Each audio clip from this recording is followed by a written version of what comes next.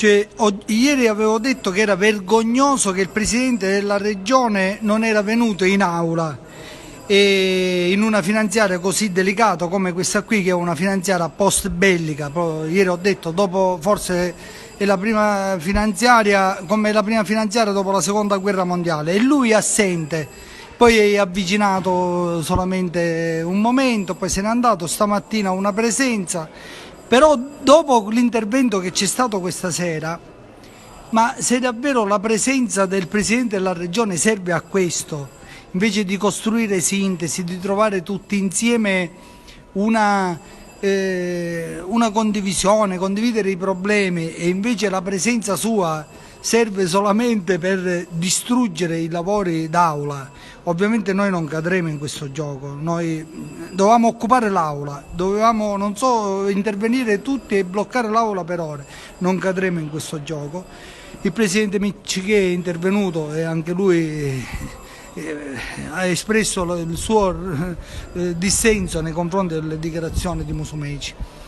Il Presidente Musumeci, anzi l'onorevole Musumeci è in grado solamente di partecipare alle trasmissioni televisive dove non c'è confronto, dove è solo lui, dove lui può dire che è bravo, dove lui può dire che ha risolto tutto, che ha battuto anche il coronavirus e che grazie alla sua azione politica sta salvando tutti quanti noi. E poi quando lui si deve confrontare nell'aula, si deve confrontare con le opposizioni, ormai al Presidente Musumeci, all'onorevole Musumeci, diviene davvero difficile.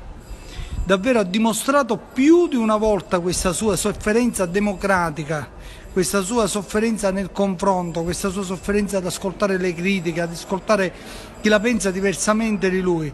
E non è la prima volta che quando si parla quando l'opposizione, qualcuno dell'opposizione interviene, immediatamente si parla di altri palazzi che devono intervenire, a cui si deve dare conto. Allora noi paura non ne abbiamo e non ci spaventiamo, perché abbiamo le carte in regola per sicuramente lui fa riferimento ai palazzi della giustizia, non penso che faccia riferimento ad altri palazzi di cui dobbiamo preoccuparci, e noi abbiamo le carte in regola, Presidente, onorevole Musumeci.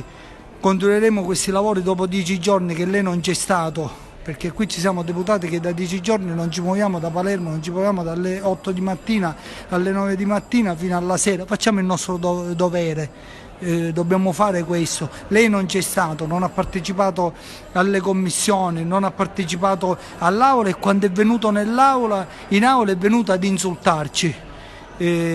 Purtroppo siamo nelle mani veramente di nessuno.